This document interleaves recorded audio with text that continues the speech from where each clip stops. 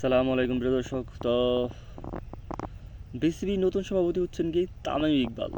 বাংলাদেশের ওপেনার তামিম ইকবাল একজনের পা চারতে চারতে পরে ঘাও বানায় তারপর বিসিবির সভাপতি হয়েছেন। পাশাপাশি আরও কয়েকজন আছে এই সদস্যের মধ্যে, কমিটির মধ্যে। তো মেইন কথা যেটা, বাংলাদেশের মধ্যে না চাটলে সভাপতি হয় না। আগে তেল মারছে, তো তেল ফুরে গেছে গা, এখন তার তেল মারতে পারে না। তো ওই জন্য আর কি পাঁচাইটা সভাপতি হইতে হয়। অনেক খালি পাঁচাটে তেলের শর্ট পড়ছে না, এই আর কি। তো জিনিসটা, আগে প্রেসিডেন্ট ছিলেন বা সভাপতি ছিলেন বুলবুল সাহেব, তিনি একজন দেশপ্রেমিক ছিলেন।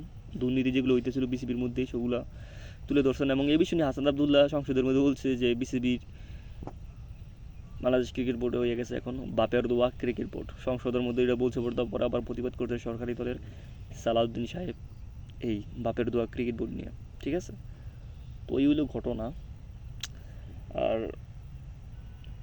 অনেক কিছু ঘটে যেতেছে বাংলাদেশের মধ্যে।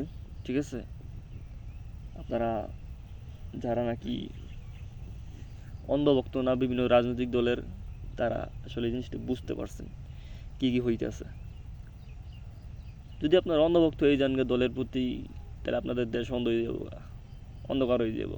যত আপনারা অন্ধ হয়ে যাবেন রাজনৈতিক দলের প্রতি, আপনার দেশটা তত অন্ধকার হয়ে যাব। তো ওইটাই আর কি।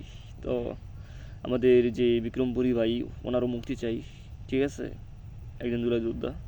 আসাদ আবদুল্লাহ এবং অন্যান্য যারা নেতা আছে, তাদেরকে আমরা দৃষ্টি আকর্ষণ করছি যাতে এটা নিয়ে কথা বলে। ভয় বলে চলবে না, হয়তো ওসমান হাদি ভাই যদি থাকতেন তাহলে এটা নিয়ে কথা বলতেন। তো ওইটাই আর কি।